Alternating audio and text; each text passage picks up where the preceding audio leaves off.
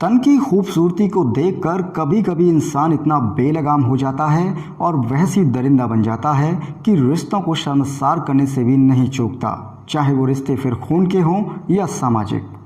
हवस के आगे उसे कुछ भी दिखाई नहीं देता।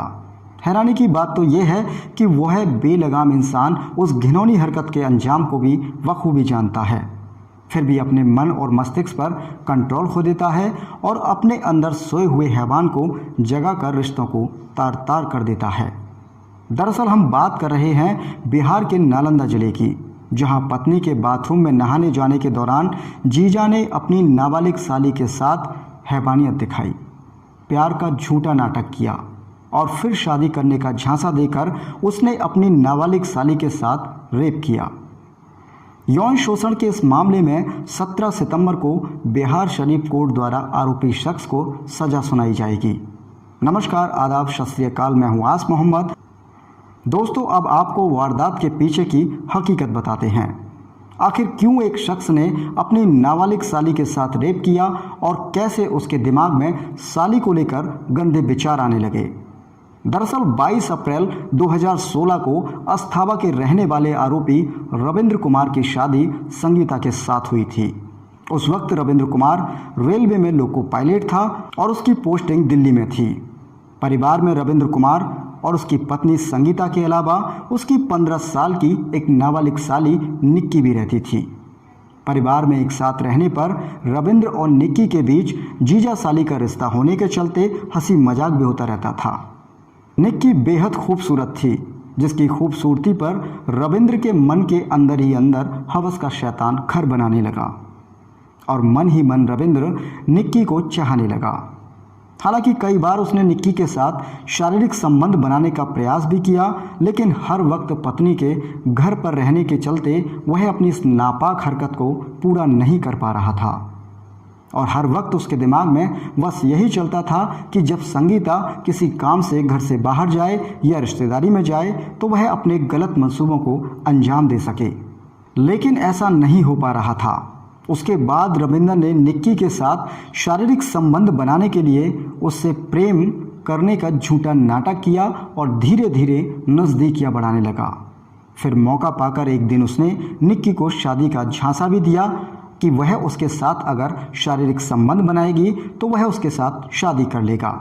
लेकिन जब निक्की ने कोई जवाब नहीं दिया तो रविंद्र के अंदर उफन रहे हैवानियत के तूफान ने उसके सब्र के बांध को तोड़ दिया। फिर एक दिन तीनों लोगों ने साथ बैठकर सुबह नाश्ता किया। संगीता को बाजार जाना था, इसलिए वह नाश्ता करने के बाद नहाने के लिए बाथरूम में चली गई। इस बीच मौका पाकर रविंद्र निक्की को कमरे में अकेला देखकर उसे दबोच लेता है और उसके साथ कई बार शारीरिक संबंध बनाता है और इस बात को निक्की अपने मन में दबाए परेशान रहने लगी। लेकिन एक दिन जब जीजा की हरकतें ज़्यादा बढ़ गईं तो उसने अपने जीजा रविंद्र की हरकत और उसके साथ बनाए गए शारीरिक संबंधों की पोल खोल दी। सारी सच्चाई उसने अपनी बहन संगीता को बता दी। मामले में केस दर्ज कराया गया और मामला कोर्ट तक जा पहुंचा।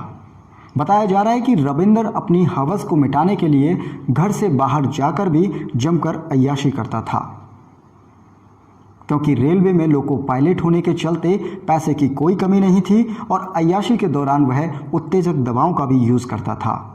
और शायद यही कारण था कि नाबालिग साली की खूबसूरती और उत्तेजक दवाओं की उत्तेजना से रविंद्र बेलगाम हो चुका था।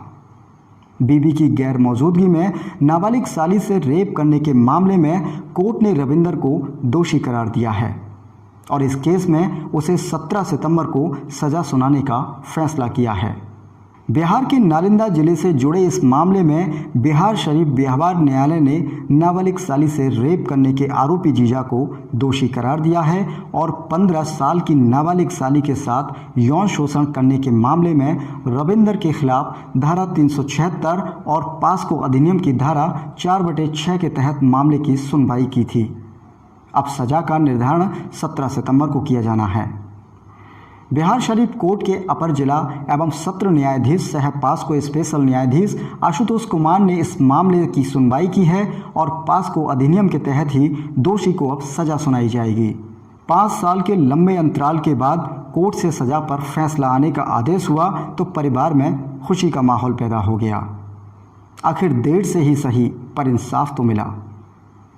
लेकिन एक सवाल फिर भी है, एक इंसान के जिस्म पर लगे घाव को भरा जा सकता है, लेकिन उसकी ज़िंदगी पर लगे दाग को कैसे मिटाया जाए? इस घटना को लेकर आप क्या सोचते हैं? कमेंट सेक्शन में कमेंट कर जरूर बताएं। और ऐसे ही दिलचस्प और ताज़ा तरीन खबरों के लिए चैनल को सब्सक्राइब करें और बेल आइकन दबाएं।